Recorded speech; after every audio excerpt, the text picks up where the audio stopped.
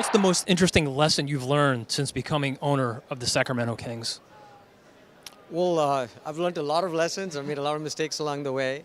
But really, one has to always remember that at the end of the day, the team doesn't really belong to the owner. It belongs to the fans, it belongs to the community, and that we're just simply stewards of the team. But what has surprised me is just the passion and energy and uh, smartness of the fans. And that's been a real uh, pleasure to see. What excites you the most about your franchise's future? Well, we have the world's best fan base, and so clearly, it starts with that. We're also rebuilding the city with the downtown transformation that's taking place. We're building a new arena there. It's going to be the world's best arena.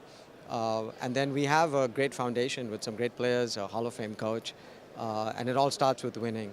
So we're very confident that we will get through this process and will build a winning franchise with a great future. You mentioned that there's going to be a component of facial recognition to enhance the fan experience in the new arena. Can you explain a little bit how that might work? Yeah, so we want to build what we modestly call the world's best arena, and we want to eliminate all of the friction that exists in coming to the arena.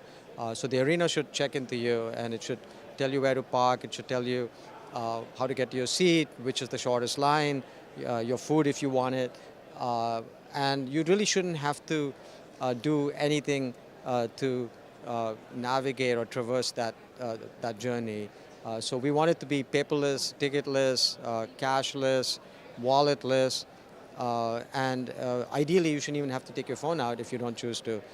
So you should be able to have the arena check into you and recognize you through facial recognition, so it can see that you're a big customer, you come to the games often, and that you've opted in to the services that the arena provides, so that you can have the best possible fan experience. What's the biggest challenge ahead? Does anything keep you up at night? A lot of things keep me up at night, but coming from Silicon Valley, we only think of opportunities. So there are no obstacles. We're only limited by our own energy and our own imagination. When you start with something that is really hard to get, which is the world's best fans, everything else follows from that. What has been your favorite interaction with Shaq so far? Well, I've had many great interactions with Shaq. He's an amazing guy. He's helped me in a number of different ways. We also invest together in new technologies and new companies. The first time he spent the day at my house, we went out for dinner together, and I went to one of my favorite restaurants. He had a few courses, and we were waiting for our main course. So he then looked at the waitress, and he summoned her over, whispered something in her ear, and then a few minutes later, she walked out with a big cheesecake and put it down in front of him. So I looked at him and I said, Shaq, you haven't had your main course yet. Why are you getting dessert?